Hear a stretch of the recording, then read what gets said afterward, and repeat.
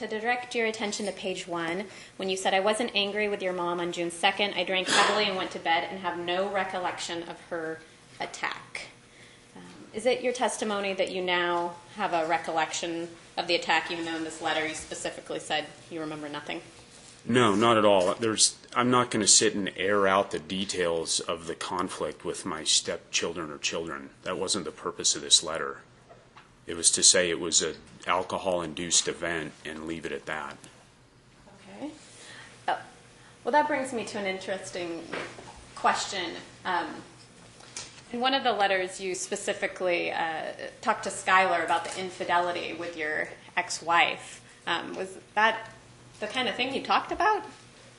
Objection, outside the scope of direct relevance. Overruled. No, at that point I was talking about some mental health issues and just reaching out for help, within our family.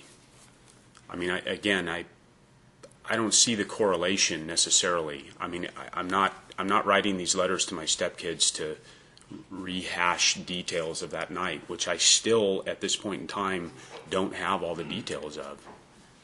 And I'm not taking accountability for what happened to Cheryl. I never once am saying that. Except for to Officer Young and Detective Aldridge when you said you weren't even there and you never caused injuries to her. At my arrest and the morning after the incident, I think it would be inappropriate for me to make some grand confessional when at the time, I still really didn't know what had happened. I see.